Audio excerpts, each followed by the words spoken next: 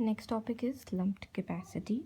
Heat transfer from solid to liquid takes place and convection at solid liquid boundaries taking place, and inside there is conduction.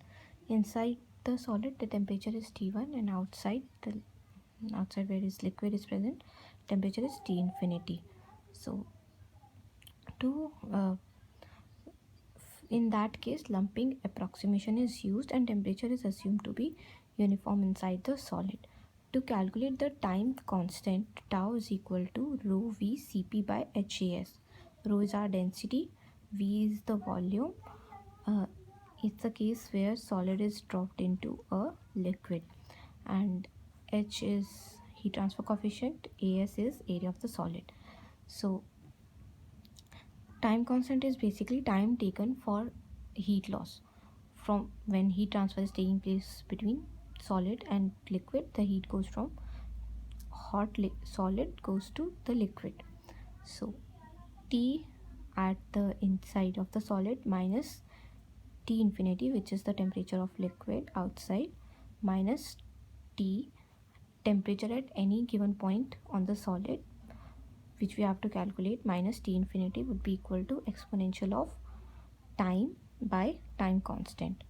T small t is time required to reach the temperature T, and T infinity surrounding temperature, Ti is inside temperature. Next we have Biot number denoted as Bi, which is resistance of conduction upon resistance of convection. So for lumped capacitance, Biot number is very less than 1, which means that conduction resistance is very much less than convective resistance. Biot number can be also written as R of conduction, which is L by Ka, upon convection resistance 1 by Ha. So Biot number would be equal to HL by K. In heat exchanger, to calculate universal heat transfer coefficient U, we use total resistance equal to convective resistance, which is inside, taking place inside the pipe, and convective resistance outside, and resistance of wall. Like supposedly this is a wall and the heat transfer coefficient inside is Hi and outside is H0, and feed is flowing through it, feed or liquid, anything is flowing through it, the pipe. And so to calculate total resistance, we have to add resistance, convective resistance taking place inside and outside, and resistance of the wall. So 1 by Ui Ai is equal to 1 by U naught A naught, which is 1 by heat transfer coefficient inside into area is equal to 1 by heat transfer coefficient outside into area is equal to 1 by Hi Ai plus 1 by H naught A naught plus resistance of wall. So in case of double pipe, we calculate LMTD, log mean temperature difference. So in case of double pipe, there are two types of flow, parallel flow and counter flow. Parallel flow is when the fluid is flowing in same direction, and counter flow is when fluids are flowing in opposite direction. So in case of parallel flow, it is depicted by this diagram. So the Ti is our temperature from this end, like this is inlet temperature, Ti is our inlet temperature, and delta Te is our outlet temperature. So cold and hot liquid are flowing parallelly, so Tci is cold temperature inlet, Thi is hot temperature inlet. So heat exchange would take place between these, and the hotter liquid temperature would decrease for hotter liquid. So Thi is temperature of hot liquid at exit, and the cold because of heat transfer, the cold liquid temperature would increase. So Tc is the outlet temperature of cold liquid. So to calculate LMTD, log mean temperature difference, the formula for parallel flow would be delta TE minus delta TI upon ln delta TE by TI, which is nothing but difference of delta T is exit temperature difference and delta Ti is inlet temperature difference. So to calculate LMTD, we have to take difference of exit minus inlet upon ln of exit temperature by inlet temperature. I would repeat, to calculate LMTD, we have to calculate exit temperature difference minus inlet temperature difference upon ln of exit temperature difference upon inlet temperature difference. And for counter current, supposedly hot liquid inlet is going from this end, so the temperature for hot liquid would decrease because of heat exchange. So there would be increase in temperature, so this is THE hot liquid exit, and counter flow of cold liquid TCI inlet temperature of cold liquid, and the temperature would slightly increase for cold liquid, which it would become TCE. So hot liquid flow and cold liquid flow.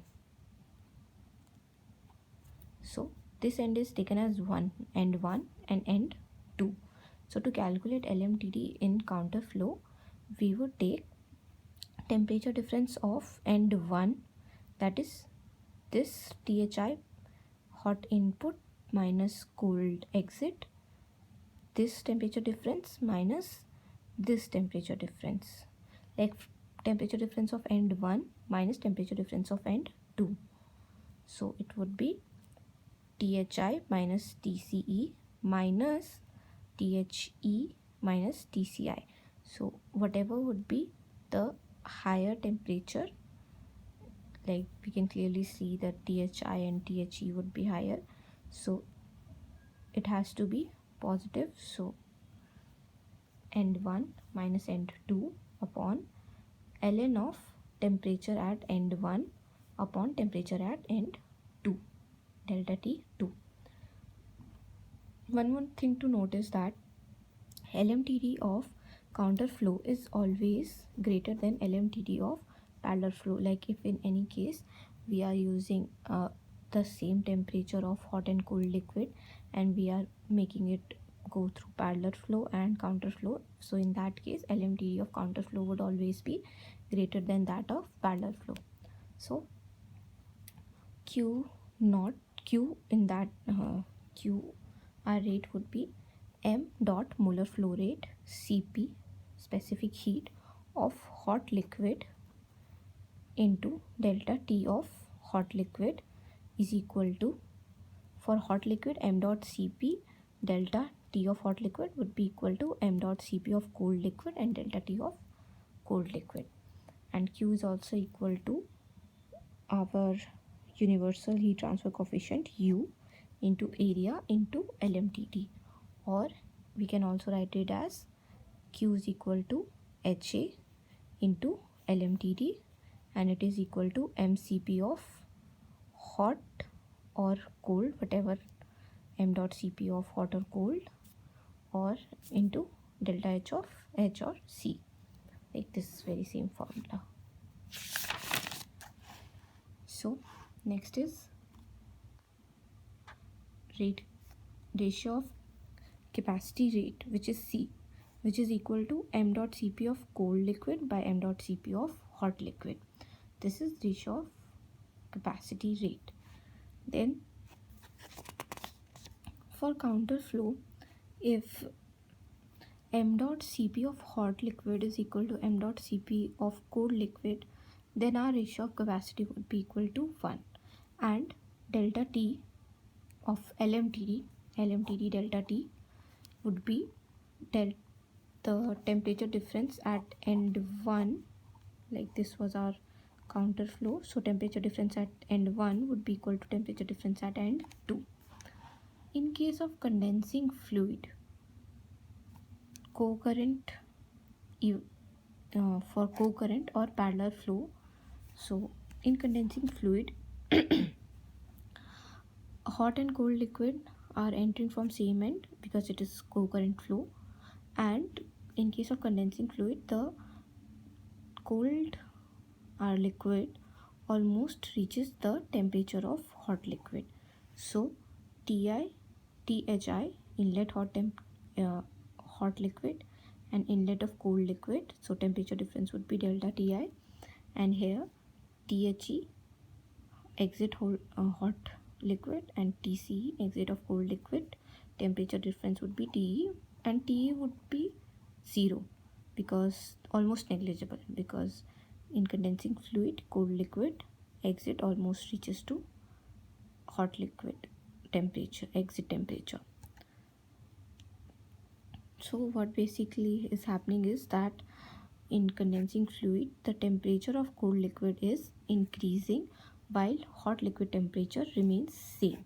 So to calculate LMTD in this case, it would be inlet temperature difference minus outlet temperature difference, which is almost negligible, upon ln into delta Ti by Te. And in case of evaporator, the cold liquid temperature remains same and the temperature of hot liquid decreases, and in the very same way we can calculate LMTD for this as well. So this is delta Ti, this is delta Te, inlet and exit, so it would also be delta Ti minus delta Te upon ln delta Ti by delta Te. Next we have few formulas for shell and tube heat exchanger, because these topics are very big, so we are just going to quickly go through the formulas. So in shell and tube, delta T temperature LMTD of shell and tube is equal to fraction of delta T, that is temperature of LMTD of counterflow. And to calculate thermal or temperature efficiency, the formula is TSI minus TSE upon TSI minus TTI, where our TSI is and TSE is shell inlet minus shell exit upon tube inlet. Ti is tube inlet and T is tube exit, so upon shell inlet minus tube inlet. So maximum temperature difference would be temperature of shell inlet minus temperature of tube inlet, and relative thermal capacity R would be TSI shell inlet minus shell outlet upon tube outlet minus tube inlet is equal to m dot Cp of tube upon m dot Cp of shell. So next is NTU, number of transfer unit. To calculate effectiveness of heat exchanger, it would be equal to actual Q by Q max. So it can be written as effectiveness is equal to TCE minus TCI, temperature difference of cold liquid, upon THI minus TCI, inlet temperatures, which is equal to temperature difference of hot liquid upon inlet difference temperature, THI minus TCI. And effectiveness can also be written as, like, this is short form of this formula. This is delta TC by delta T max, like the is equal to delta TH by delta T max. That it means that temperature difference of cold liquid by maximum temperature difference, and is equal to temperature difference of hot liquid by maximum temperature difference. And Q max is equal to m dot Cp minimum, like whichever temperature is giving us minimum m dot Cp, we have to take this and multiply it by maximum temperature difference, which would give us Q max. And maximum temperature difference comes between difference of hot input liquid, inlet liquid, and minus cold inlet liquid temperature difference. Next we have for parallel flow, if two temperatures are known, like if in any given question two temperatures are given for inlet, supposedly inlet hot liquid temperature and inlet cold liquid temperature are given, then first we have to calculate our U, universal heat transfer coefficient, and A, area must be also given. So from there we can calculate our NTU. NTU is given as UA by m dot Cp of minimum, uh, whichever liquid, hot or cold, gives us the minimum m dot Cp, we have to put it here. Then we calculate our effectiveness, for which the formula is 1 minus exponential into minus NTU into 1 plus Cr upon 1 plus Cr. Cr is our capacity ratio, we have discussed earlier as well. M dot Cp of hot liquid by M dot Cp of cold liquid gives capacity ratio of capacity rate. Then we again calculate our effectiveness, for which we use this formula, delta Th by delta T max or delta Tc by delta T max. Then from there we calculate our exit temperature of cold liquid, m dot Cp of H delta T hot liquid is equal to m dot Cp of cold liquid into temperature difference of cold liquid. So for parallel flow we can we use this method of stepwise calculation to calculate our exit cold liquid temperature or maybe exit hot liquid temperature when two inlet temperatures are given to us. Next, for if in case the flow is counter flow is given, in that case we use our effectiveness formula. This is the effectiveness formula, which is 1 minus exponential of minus NTU into 1 minus capacity ratio upon 1 minus capacity ratio into exponential of into minus NTU 1 minus CR. If it is not clear, let me rewrite it for you guys. 1 minus exponential of minus NTU into 1 minus capacity ratio upon 1 minus capacity ratio into exponential of minus NTU into 1 minus capacity ratio. Only difference between numerator and denominator is that capacity ratio is multiplied with exponential over here. Okay, this would give us the effectiveness in case of counter flow. And for shell and tube heat exchanger, when one shell is given and 2, 4 or even number of tube passes are there, then we can calculate effectiveness, for which the formula is 2 into 1 plus capacity ratio plus 1 plus capacity ratio square whole to the power half into 1 plus exponential minus NTU 1 plus CR square to the power half upon 1 minus exponential minus NTU 1 plus CR to the power half whole to the power minus 1. Let me zoom it in a bit so that you guys can clearly see. Please take a screenshot of it so that it can be clear to you guys. So this would be it for our conduction. Next topic is going to be convection. We have completed till now, we have completed conduction and heat exchanger. Next we are going to study convection. Next topic is convection. Convection is of two types, forced and free convection. Forced convection, dimensionless numbers for forced convection are Prandtl number, Nusselt number and Reynolds number.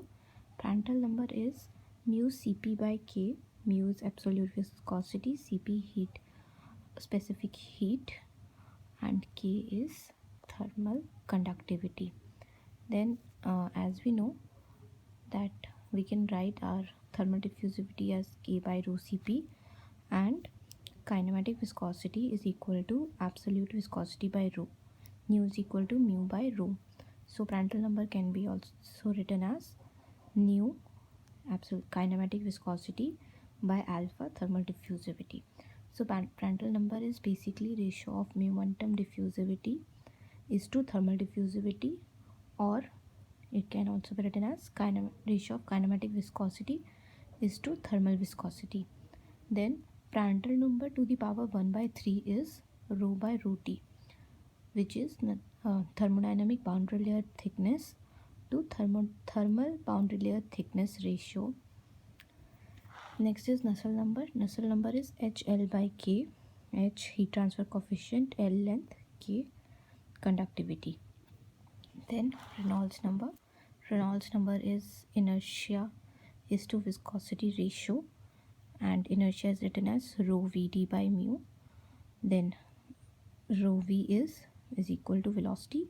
So Reynolds number is equal to velocity into length or diameter by viscosity nu. So rho V by mu is equal to velocity by kinematic viscosity. And for a rectangle, diameter is 4 times of area by perimeter. So area would be equal to perimeter into length. Then heat transfer coefficient H is equal to velocity to the power 1 by 2.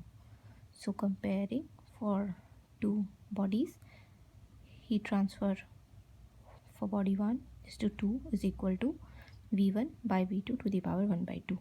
And to calculate average heat transfer coefficient, H bar is equal to 1 by L in integration of Hx dx from 0 to C. So guys, these are the dimensionless number, and for better understanding of these, we are going to solve practice question in the upcoming videos so that you can easily understand all these terms and calculations. So that would be discussed in practice video. Next we have circular pipe flow, in which two types of flow are depicted, laminar flow and turbulent flow. Laminar flow is when Reynolds number is less than 2000. So for constant wall temperature, Nusselt number is taken as 3.6 in case of laminar flow in a circular pipe, and for uniform heat flux, Nusselt number is taken as 4.36.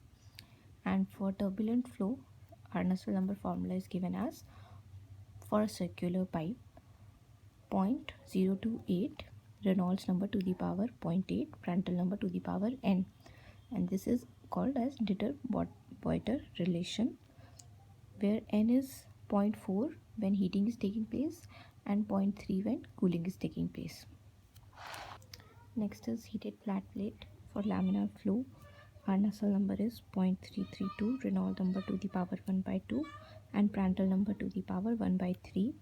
And our hydrodynamic boundary layer thickness is 4.94x divided by root Reynolds number into x. And for heated plate, if Prandtl number is less than 1, then our hydrodynamic boundary layer is to thermal boundary layer thickness is also less than 1. And turbulent flow, the relation is given as Nusselt number is equal to 0.028, Reynolds number to the power 0.8, and Prandtl number to the power 1 by 3.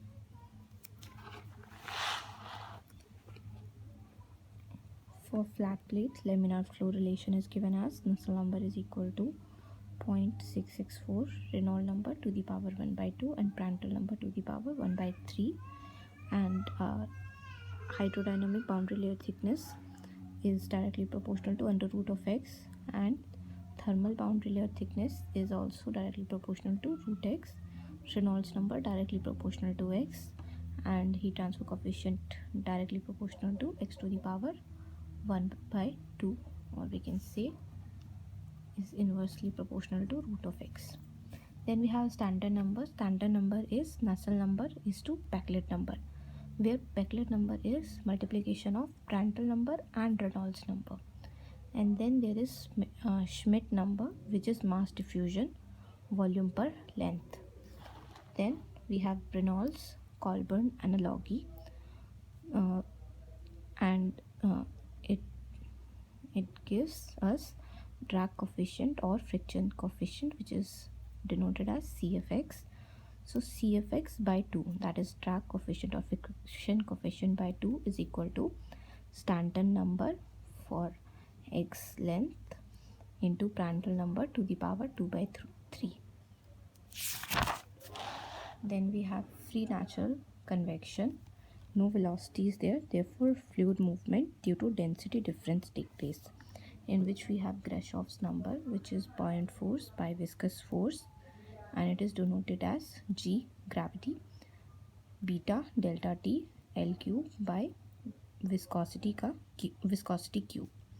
So our beta is coefficient of expansion, which is 1 by average temperature mean, 1 by average temperature mean. And Nusselt number is also written as, in case of our free natural convection, C into Ra to the power n, where Ra is Rayleigh number, which is multiplication of Grashof number and Prandtl number. So Nusselt number can be written as C gr Grashof number into Prandtl number to the power n, where n is 1 by 4 in case of laminar flow and 1 by 3 in case of turbulent flow, and Nusselt number is change in temperature to the power n. So these are the notes for convection. The next topic is going to be on radiation.